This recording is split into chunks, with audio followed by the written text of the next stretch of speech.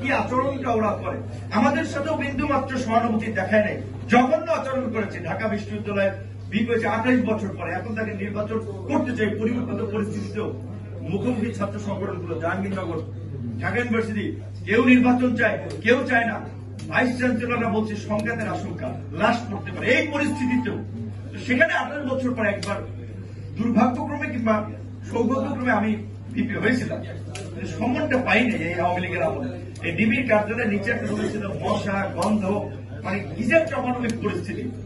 একটা বই পড়তে চাইয়া বই পাওয়া যায়নি। ভাবছি আমার রুমের ওইদিকে আলেম একজন আলেম আছে, বললাম ওনার সাথে একটু হাদিস কোরআনের আলাপ আলোচনা করে দিন কাটে দেবে, আমারে ওনার রুমে দিয়ে দেন, ওনারে আমার রুমে দিয়ে দেন। ওইটাও দেয়নি, সবাইকে ছেড়ে দিত লকআপ থেকে, আমাকে আটকে রাখতো, সবাই ঢুকে যেত, তারপর আমাকে ছাড়তো। এটা একটা মানসিক টর্চার, কারোর সাথে কথা বলতে পারছি না, মানে 1 ঘন্টা হাঁটার জন্য সুযোগ দেয়। সেই সময়টাও আমি মোস্ট ওয়ান্টেড ক্রিমিনাল, যে আমার সাথে কেউ মিশতে পারবে না, আমার সাথে কেউ কথা বলতে পারবে না। জেলখানায় সবাই ভিতরে ঢুকাইয়া আমার জন্য একা ছিল, একা মানুষ আমি কি করবো ফ্লোরের মধ্যে হাত পরে। এবং কোন রুমের সামনে জিজ্ঞেস, ভাই কি মামলা আসছেন, কোথা থেকে আসছেন, এইটুকু জিজ্ঞাসার সুযোগ নেই। সিসিটিভির ক্যামেরা ওইখানে দাঁড়াইতে থাকলে আবার ওরা বলতে ভাই সমস্যা হবে। এই ধরনের একটা মানসিক নির্যাতনের মধ্যে ছিলাম। কিন্তু তারপরেও দ্বিতীয় দফায় ডিবি কার্যালয় থেকে কোর্টে উঠে আমরা বলেছিলাম, সত্যিকার অর্থে হয়তো আল্লাহ পাক এটা বলিয়েছেন, আমার প্ল্যান পরিকল্পনা ছিল না। এবং আমি ডিবি কার্যালয় থেকে যাতে আপডেট করার সুযোগ দেয় আমি জানতাম, আমি হয়তো আল্লাহ ইশারায় প্রভাবে মাথায় সেট করে দিয়েছে, আমি বলছি। এবং সেটাতে অনেকে জেল থেকে বের হওয়ার পর আমি বলছি, ভাই আপনার কথাটা কাজ হয়েছে। আমরা বলছিলাম যে হ্যাঁ 90% শেষ, 10% ধাক্কা দিতে হবে, সবাই রাস্তায় থাকে। অনেক মানুষ যেটা বলছে যে যারা আন্দোলন সংগ্রামের লোক না, যাদেরকে আপনারা বলেন ফার্মের মুরগি, পোল্ট্রির মুরগি, নাদুস নুদুস ছেলে মেয়ে, তারা অনেকে বলেছিল ভাইয়া আপনার কথায় আমরা রাস্তায় নেমেছিলাম। আল্লাহ রহমত, সবচেয়ে বড় কথা, আমার কথা হোক বা নাও, যে নেতৃত্ব দিছি বানাতে সেইটা ম্যাটার না, গাজিবাদ থেকে আমরা মুক্তি পেয়েছি, এটা আল্লাহ রহমত, সবাই সত্যি।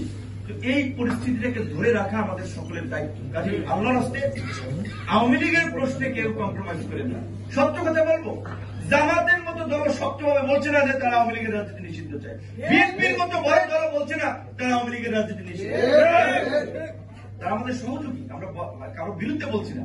কিন্তু এই আন্দোলনের গত 16 বছরের সবচেয়ে মজলুম দল বিএনপি এবং জামাত, তারা কিন্তু খুব জোরে সোরে বলছে না।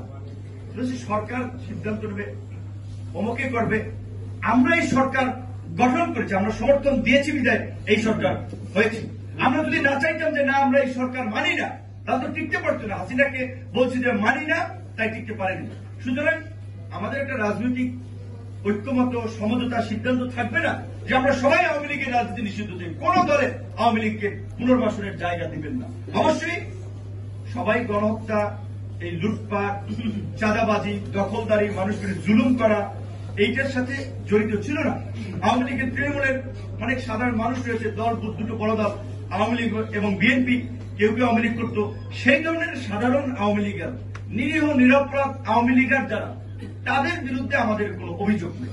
তারা রাজনীতি করবে, অন্য দল করুক, নতুন দল করুক, আমাদের কোনো আক্ষেপ নেই। কিন্তু এই নিকৃষ্ট দলের নামে, এবং এটা আওয়ামী লীগ না, আওয়ামী লীগ এদেশে ভারতীয় এক্সটেনশন, একটা ভারতীয় এজেন্ডা বাস্তবায়নকারী দল। ভাই, এই আওয়ামী লীগকে কামব্যাক করানোর জন্য ভারত এবং তার বন্ধুরা প্রয়োজনে কয়েক হাজার কোটি টাকা ব্যয় করবে। একটা রাজনৈতিক দল শুধুমাত্র একবার ক্ষমতার কথা চিন্তা করে না, ভীষণ থাকে, লেগে থাকবে প্রয়োজন 10 বছর পরে যদি কামব্যাক করতে পারে, তখন এই যে আওয়ামী লীগ এইবার 16 বছর ক্ষমতায় থেকে যেভাবে আমাদেরকে ভারতের একটা পরক রাজ্যে পরিণত করেছিল, মোদী বিরোধী আন্দোলনে কতগুলো আলেম ওলামাকে গ্রেপ্তার করেছিল, কত ছাত্রদেরকে হত্যা করেছিল, শাপলা চত্বরে এই দেশে ইসলামী রাজনীতিকে ধ্বংস করার জন্য